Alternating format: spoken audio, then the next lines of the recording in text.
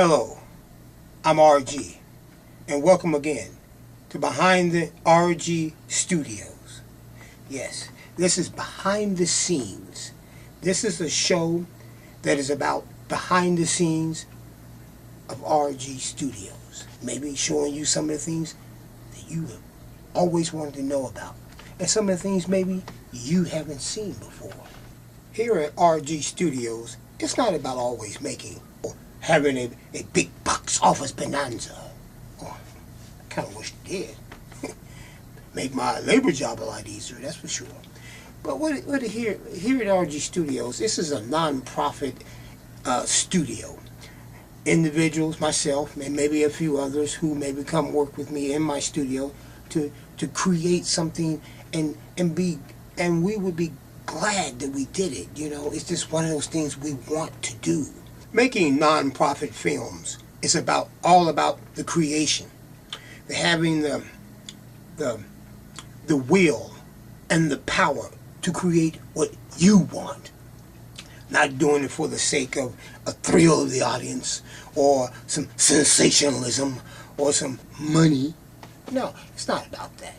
Not here at RG Studios. The non-profit studio is all about making stuff for the fun of it and inspiring those out there that love these type of films. And just like myself, I became inspired. And speaking of that, today's show, I have a bit of inspiration for you. Have you ever heard of those Cannon films back in the 1980s? Oh man, I watched a documentary. That documentary was so good.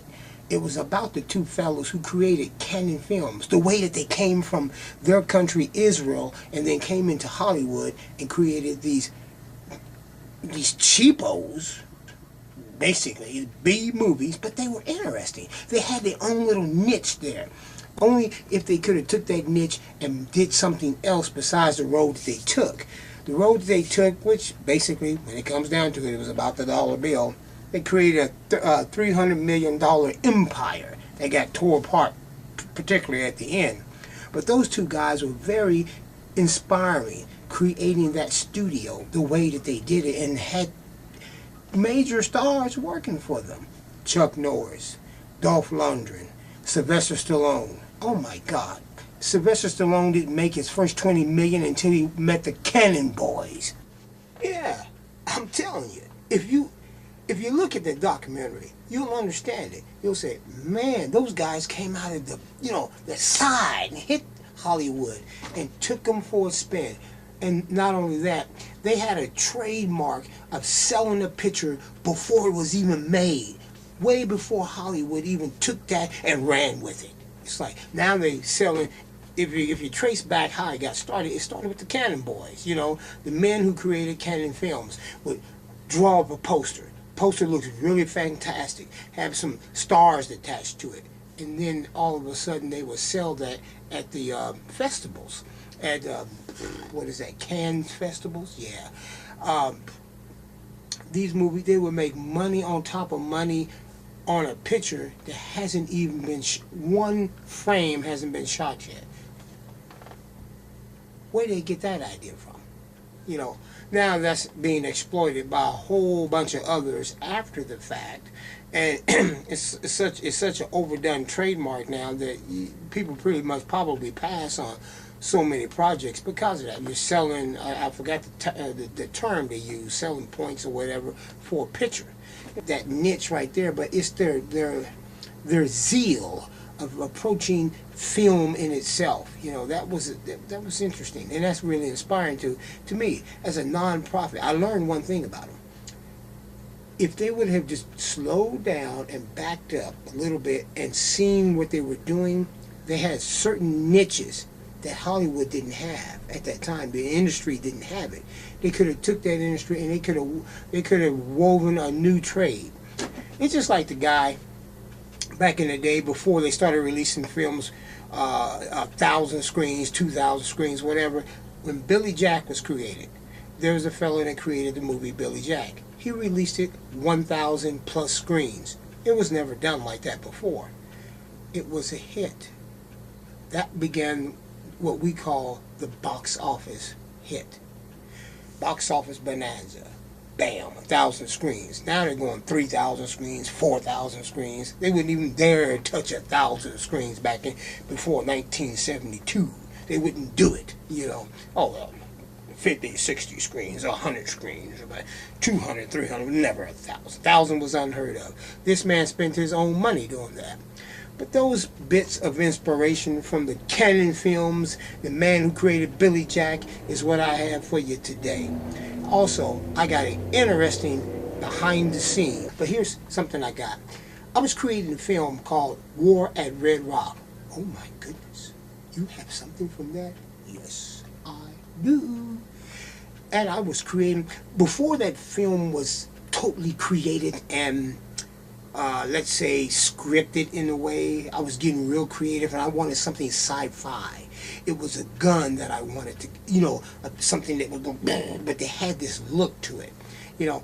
So I wanted something sci-fi-ish, a gun, but it wasn't going to shoot a laser. It was still going to be a regular projectile. So I said, let me create something that has that zing to it. And my inspiration was drawn from watching the film Eraser. Then Arnold Schwarzenegger had that big, whatever the hell that shit was. I'm going to show you how I created a weapon here at RG Studios for the film War at Red Rock. And I'll see you when you come back. Well, here's the new gun that I'm going to be putting together for the new movie War at Red Rock. Putting it together right now. I'm kind of like getting the parts together. It hasn't been glued or nothing like that. It's just getting it together. Kind of getting creative here. I want something that looks space, sci-fi, but yet kind of has a military look to it still. You know, like it's what kind of gun is that? You know. Yeah. There we go. I took bits and pieces of other stuff and I'm putting it together. It's loose right now. It's just laying like it's together, but I'm going to craft it together. The next time I show you this, I'll be putting it together. But right now, this is just the bits and pieces of it. Everything is not together now like this here. See there, that comes apart there. We'll have this hook to there, like that. That's some type of transformer type deal. Some type of transformer, we don't know, but gives it energy. It's going to have like, it's not going to have a regular blast like a gun. It's going to have like some type of energy plasma shot, you know.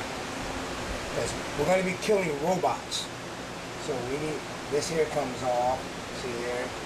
So that goes right there. It's going to go there. This piece here, which is really an interesting piece here, creatively. This comes off of some type of VCR.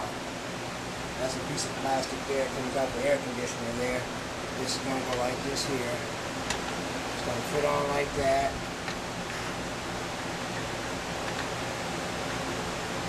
Kind of get it.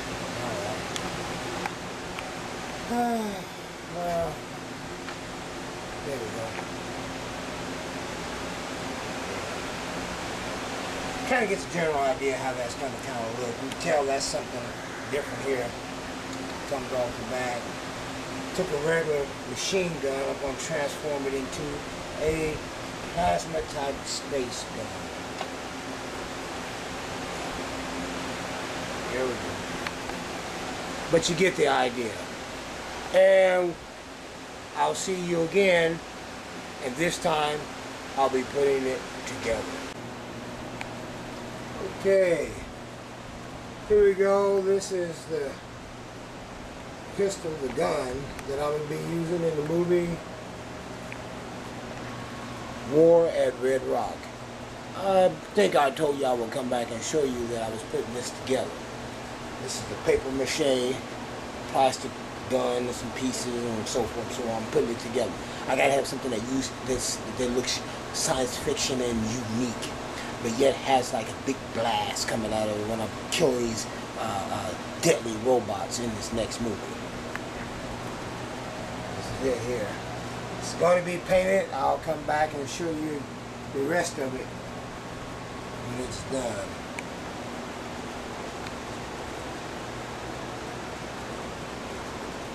Can give you an idea what I'm going for.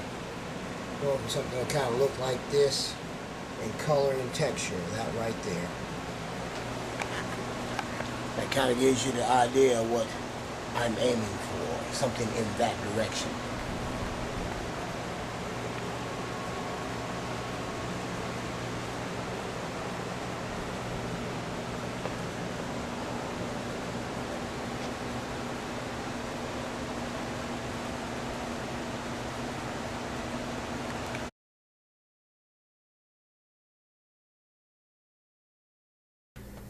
So I hope you enjoyed everything that I've shown you today at Behind the RG Studios. Because the things we do here, sometimes we just don't have a lot of cameras to catch it. But I try to catch a little bit of something to give you an inspiration for you out there. Because some of those things that I've seen that others do inspires me to do the things that I do. And enjoy yourself. And come on back to the next episode of Behind the RG Studios. And I'm RG. And I'll talk to you later.